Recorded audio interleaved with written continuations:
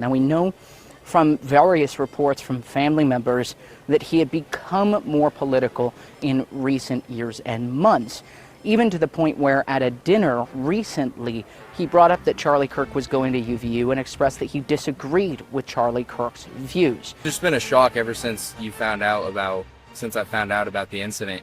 And then I heard that he's from St. George, and I'm like, man, that's crazy. And then I see a picture of him, and I'm like, I know this guy. I've seen him. I'm pretty sure I went to school with him. And then talking with other classmates, realizing, yeah, like we for sure went to school with him. And I remember where he sat in comparison to me and seeing him every day. From what I remember, he sat by himself in the back of the class. So I don't remember everyone ever sitting next to him. Well. Looks like we got more trans violence, guys, because just 2 weeks ago that we just had a shooting at a Christian school by some trans lunatic who specifically wanted to kill kids, kill Christian kids, and kill President Trump. And now you have another lunatic who killed Charlie Kirk. Now, that individual, Tyler Robinson, wasn't trans, but apparently he had a trans boyfriend. I mean, this is freaking ridiculous. So this article here from the New York Post says Charlie Kirk's alleged assassin Tyler Robinson lived with transgender partner. That means that he was gay. Okay, that means that this was a dude in a dress, may or may not have had the big chop. Washington Post says Charlie Kirk's alleged shooter Tyler Robinson was living with a transgender partner who is in the process of transitioning. So they may not have had the big chop yet. From male to female. Okay, this is exactly what Charlie Kirk was talking about when he briefly lowered his mic and got shot. A law enforcement source confirmed to the Post today, that individual, who is yet to be identified by authorities, is now fully cooperating on its investigation into the fatal shooting of the conservative activist, the source added. The relationship was first reported by Fox News' Brooke Sigmund. Well, it's not true that they haven't identified the person. I got him right here. Because a person that literally has some sort of, looks like a dog outfit on or something like this. I mean, is this person transitioning? Are they a furry? Like, I can't really tell, but one thing that we can tell for sure is that this is a male. Text messages and other communications that the transgender individual traded with Robinson helped the feds nab the accused assassin. So apparently what happened is, I mean, there's been some conflicting stories between, you know, whether the dad turned him in, whether the pastor turned him in, and whether or not this partner turned Robinson in. But it looks like actually the actual evidence was based off of their trans partner. So, you know, look, nobody ever said every trans person was bad. We just said they were mentally ill. So kudos to this individual for saying like, hey, who the hell told you to go out there and start killing people? Like, what the hell's wrong with you? Continuing, Fed and state authorities revealed Friday at a news conference that the roommate was cooperating with their investigation.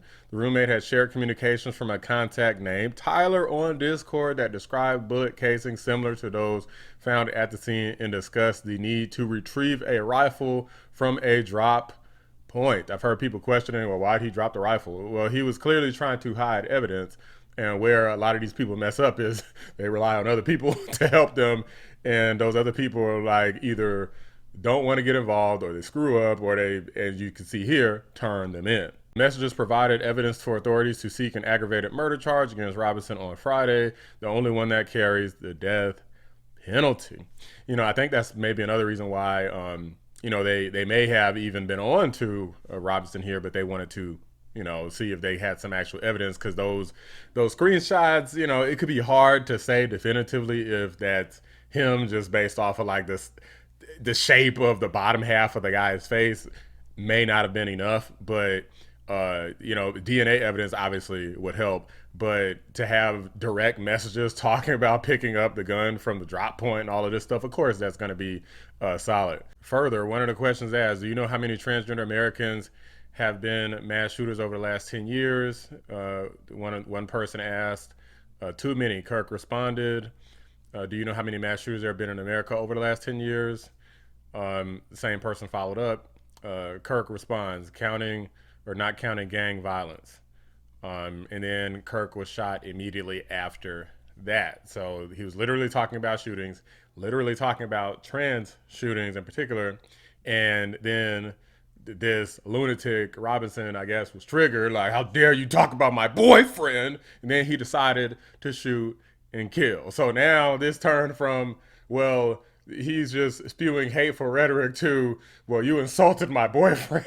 I mean, this is freaking lunacy, guys. This is just pathetic, and it doesn't surprise me at all. Some dude in a dress like that dude must still have a penis or something, because he must be packing the hell out of. Tyler Robinson must have been getting that damn tip drill. He must have been getting his ass pounded into oblivion and just loved every second of it, because as soon as this insult came, he knew he had to take out Charlie, which is just pathetic. This is one of the reasons why people say that the left makes people mentally ill. You don't have to be, transgender people aren't the only people who, are mentally ill, obviously. Clearly this guy, because, his partner was packing him too hard, clearly this guy is mentally ill as well. And according to the Daily Mail, this person is a wannabe professional gamer. And I was reading through this article here earlier. It said this individual was playing games, posting online, probably live streaming or something, playing games like Apex Legends, Valorant, and Rocket League. If anything, it sounds like this transgender person is more normal than his boyfriend Tyler. Lance Twiggs is the she/him's name, and because apparently Twiggs has been pounding the hell out of Robinson's ass cheeks, he decided that this was the appropriate action. Like, how dare you insult the person who makes me feel good in the butt? So I'm gonna go and take this person out. These people are sick. To talk about Sodom and Gomorrah 2.0, guys, not surprised at this point. Look, I guarantee some sort of leftist spin on this is coming. Well, this is being blamed on transgender people, and I feel like trans people are under attack. The same rhetoric is never going to stop from these people, guys. This is why I'm on a freaking life's mission, just like Charlie Kirk, to expose these people, because they will never stop demonizing conservatives. The black conservatives in particular, they got a special target on us for being sellouts to the Democrats. We're supposed to be slaves and chains to the Democrats. So of course, when we go the opposite way, they're like, "Oh, you a shucking and jiving coon," basically. But they'll consistently stand up for the trans community, as long as they obviously don't start voting Republican like some. Believe it or not, some do. But because this situation is so severe, I'm curious about what the ramifications are going to be. Kirk was just talking about trans violence, and this idiot Robinson, because he enjoyed the way his ass was getting pounded, he decided to take matters into his own hands and commit violence, in not being a trans person, but in the name of the trans community. How the hell does that even make it any better? This guy is clearly just as mentally ill as the people who Charlie Kirk was advocating against, and he doesn't even realize the damage that he's done, because now more people are going to hate leftists, especially the politicians and the media, not just every human being that is on the left, but more people are going to hate the trans community, because for talking and speaking out against violence, what did they meet him with?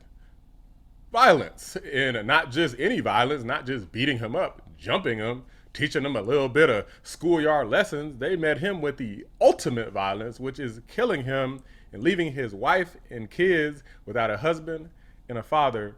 And this is just despicable. And the amount of damage that this guy caused to whatever cause he thought he was supporting is astronomical, beyond anything I think he could ever imagine. That's why your little boyfriend turns your ass in. You won't be getting them cheeks pounded by him anymore. I guess it's going to be somebody in prison. I'm sure somebody up in there will take care of it for you, at least until they give you the death penalty, because Utah does have that. And they have the firing squad too. So we'll see. Hopefully they don't have no lethal injections available and we get this firing squad on camera. But these are just my thoughts, guys. Let me know what you guys think. Drop a like on the video. Subscribe to the channel if you're new. I appreciate you watching the Black Anomaly. Rise channel. I'm out. Gay!